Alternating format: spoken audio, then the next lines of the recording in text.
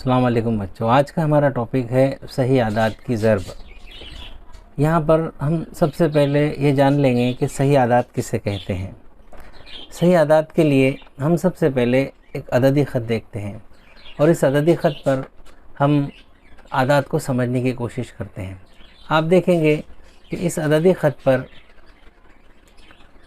सिफ़र दरमियान में दिया हुआ है, उसकी दाईं तरफ जो है वो आदात 1, 2, 3, 4, 5 और आखिर में सिरे पर एक तीर का निशान दिया हुआ है। ये तीर का निशान क्या दिखाता है? ये तीर का निशान दिखाता है कि अददी ख़त पर इस दाई जानिब 5 के आगे भी लातादाद नंबर है जो यहाँ पर दिखाए नहीं जा सकते। तीर का निशान दिखाकर उसे ज़ाहिर किया जाता है।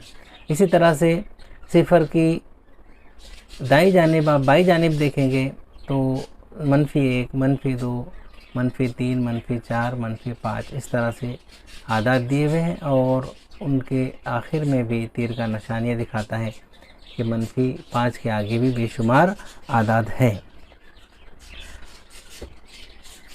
अब इस अददी ख़त से हमने इससे पहले जो सीखे थे वो आदात के हम सेट देख लेते हैं कि जो 1 से शुरू होता है, 1, 2, 3, 4, 5, 6, 7, 8 इस तरह से आगे लातादाद है। तो ये सेट तबई आदाद या गिनती के आदाद का सेट कहलाता है। हम गिनती, जाहिर सी बात है, हम गिनती शुरू करते हैं 1 से। बच्चों इसको इस तरह से याद रखना कि हम गिनती 1 से शुरू करते हैं, 1, 2, 3, 4, इसीलिए इसे गिनती के आदाद भी कहते हैं या तबई आदाद भी कहते हैं। ये 1 से शुरू होते हैं, 1, 2, 3, 4 और बेशुमार। ये नुक्ते का मतलब है कि आगे बेशुमार लातादाद। दूसरा सेट जो हमारा हमने इससे पहले सीखा था वो था कि गिनती के आदाद में सिफ़र का शुमार कर दिया जाए तो ये सेट मुकम्मल आदाद का सेट कहलाता है। यानी सिफ़र, 1, 2, 3, 4 और इसके आगे बेशुमार आदाद। इस तरह से हमने देखा कि तबई आदाद यानी गिनती के आदाद 1 से शुरू होते हैं और मुकम्मल आदाद जो है वो सिफ़र से शुरू होते हैं। इसके बाद हम देखेंगे कि यहाँ पर जो सिफ़र अदद है ये अदद ना मनफी है ना मस्बत है। इसके आगे कुछ आदाद दिए हुए हैं जो मनफी है, -1, -2, -3 है ना। इसके बाद अगर हम इन मस्बत आदाद और इन मनफी आदाद इन सब को अगर मिला लें तो जो सेट तैयार होगा वो सेट सही आदाद का सेट कहलाता है। सही आदाद में सिफ़र के दाई जानिब होने वाले तमाम मस्बत आदाद और सिफ़र की बाई जानिब होने वाले तमाम मनफी आदाद, ये तमाम आदाद का शुमार होता है। तो ये तमाम आदाद मिलकर सही आदाद कहलाते हैं। इससे बात ज़ाहिर होती है कि तमाम मनफी और मस्बत आदाद मिलकर सही आदाद कहलाते हैं। इस तरह से हमने ये जान लिया कि सही आदाद किसे कहते हैं। अब हम अपने असल टॉपिक पर आते हैं कि सही आदाद की ज़रब और तकसीम कैसे करते हैं। हम देखेंगे कि सही आदाद की ज़रब कैसे करते हैं। यहाँ पर 4 ज़रब 3 यानी 4 का पहाड़ा 3 मरतबा हमने पढ़े। 4 1 4, 4 2 8, 4 3 12, तो इसका जवाब 12 आया। यहाँ पर इसके 4 के आगे कोई अलामत नहीं है, इसका मतलब है 4 के आगे अलामत मस्बत की है। जिस अदद के आगे कोई अलामत दिखाई नहीं जाती वो अदद मस्बत होता है। 4 का 3 से ज़रब करने के बाद हमारे पास जो जवाब आया वो 12 आया। यहाँ पर ख़ास तौर से याद रखने की बात यह है कि ये मस्बत 12 है, यानी 2 मस्बत सही आदाद का हासिल ज़रब मस्बत सही अदद होता है।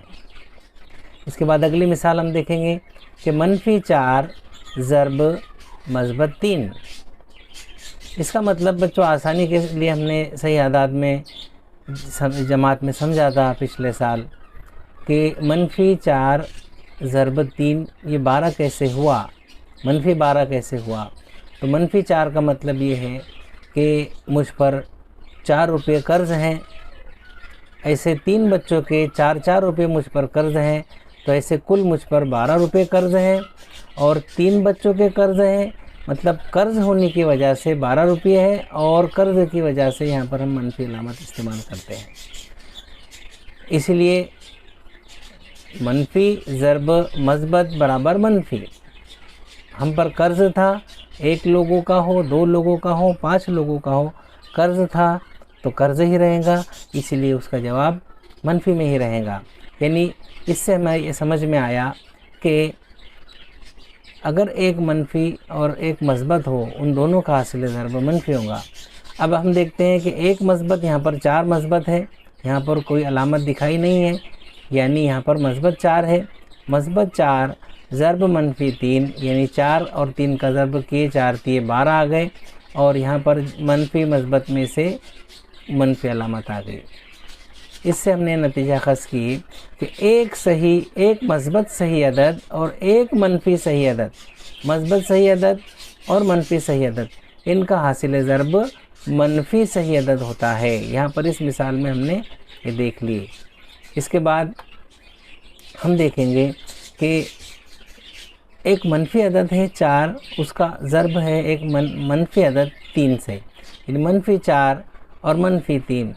اس کا مطلب 4 تیا 12، لیکن منفی یہاں پر دونوں کی علامتیں منفی تھی، لیکن جواب میں وہ علامت نہیں آئی. یعنی 2 منفی اعداد کا حاصل ضرب مثبت عدد ہوتا ہے، 2 منفی صحیح اعداد کا حاصل ضرب مثبت عدد ہوتا ہے. اس سے ہماری یہ سمجھ میں آیا کہ 2 یکساں علامتوں والے اعداد کا حاصل ضرب مثبت عدد ہوتا ہے. آپ دیکھیں یہاں پر دونوں مثبت علامتیں تھیں، ان کا حاصل ضرب بھی 12 آیا، مثبت 12 آیا. اس کے علاوہ یہاں پر نیچے کی طرف دیکھیں گے تو یہاں پر بھی 2 یکساں منفی علامتیں تھیں، لیکن ان کا حاصل ضرب بھی 12 آیا، وہ بھی مثبت. اس سے نتیجہ ہم نے اخذ کیے کہ 2 یکساں علامتوں والے اعداد کا حاصل ضرب مثبت عدد ہوتا ہے.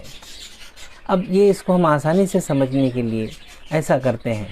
آپ ہمیشہ یہ اصول یاد رکھیں کہ مثبت ضرب مثبت برابر مثبت.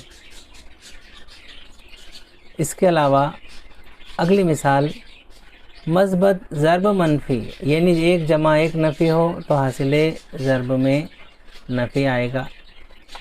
1 نفی 1 جمع ہو تو حاصل ضرب میں نفی آئے گا، اور دونوں نفی ہو منفی عدد ہو تو ان کا حاصل ضرب مثبت آئے گا. یعنی جمع جمع جمع، جمع ضرب نفی برابر نفی، نفی ضرب جمع برابر نفی، اور نفی ضرب نفی برابر جمع. یعنی یہ جو آخر میں بات دکھائی گئی ہے کہ 2 یکساں علامتوں والے اعداد کا حاصل ضرب ہمیشہ مثبت عدد ہوتا ہے. یہاں پر دونوں منفی علامتیں ہیں، ان کا بھی جواب مثبت میں آیا. یہاں پر بھی دونوں علامتیں یکساں ہیں، ان کا بھی جواب مثبت میں آیا. اس طرح سے بچوں ہم نے دیکھ لیا کہ صحیح اعداد کی ضرب کس اصول کی بنا پر ہوتی ہے اور کیسے ہوتی ہے.